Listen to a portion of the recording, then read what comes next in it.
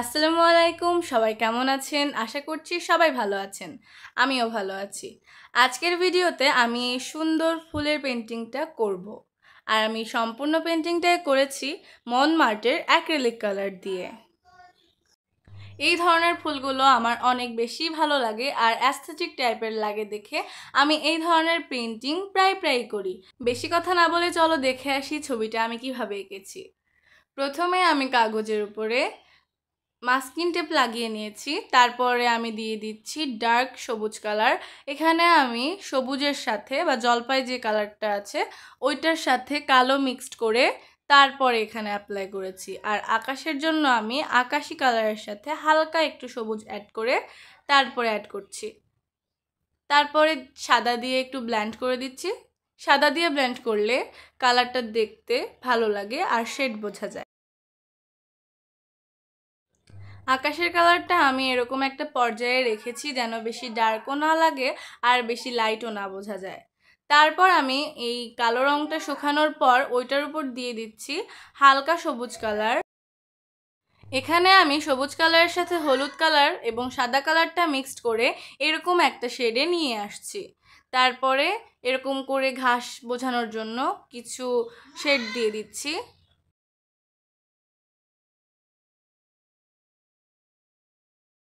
ঘাসের মাঝে কিছু ছোট ছোট পাতা বোঝানোর জন্য কিছু পাতা এবং লতা এঁকে নিচ্ছি।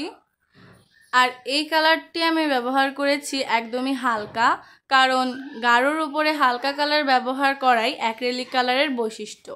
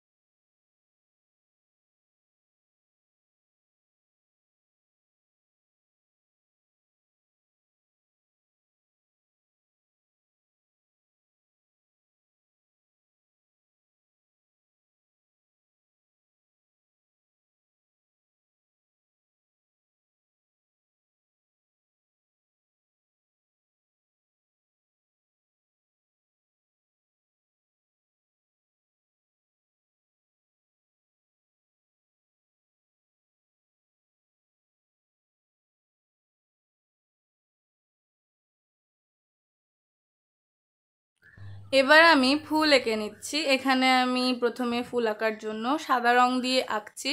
সাদার উপরে অন্য যে কোনো কালার দিলে কালারটা ফুটে ওঠে আর সাদা কালারটা বেস কালার হিসেবে ব্যবহার করা হয়ে থাকে। তো তারপরে আমি সাদার উপরে হালকা গোলাপি কালার দিয়ে দিচ্ছি। আর এই রংটা আমি বানিয়েছি সাদার সাথে লাল মিক্স করে। এই ফুলটা আমি যদিও ভালোভাবে আঁকতে পারিনি, কারণ আমার মাথায় ছিল না যে আমি ফুলটা কিভাবে করব।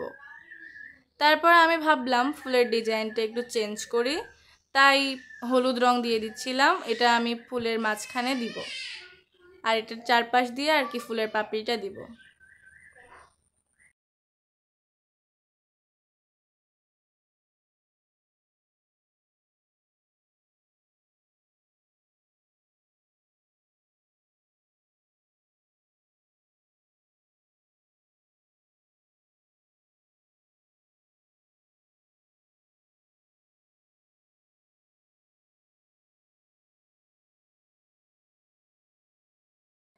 তারপরে সেই হলুদ বিন্দুগুলোর চারপাশে আমি এভাবে পাপড়ি এঁকে নিচ্ছি।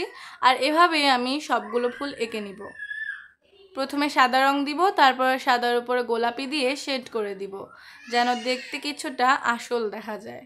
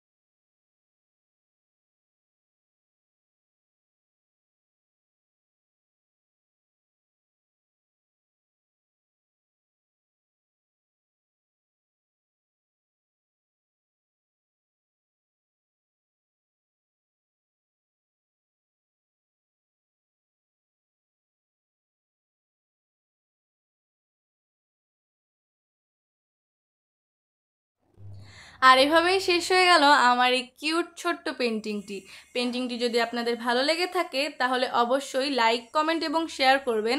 আর আপনারা যদি ইউটিউব থেকে দেখে থাকেন তাহলে চ্যানেলটিকে সাবস্ক্রাইব করে দিবেন। আর যদি ফেসবুক পেজ থেকে দেখে থাকেন তাহলে অবশ্যই পেজটিকে ফলো করে পাশে থাকবেন। আশা করছি সবাই এই কাজটি করে আমার এই ছোট্ট পরিবারটাকে বড় করতে সাহায্য করবেন। থ্যাংক ইউ, টাটা, আসসালামু আলাইকুম।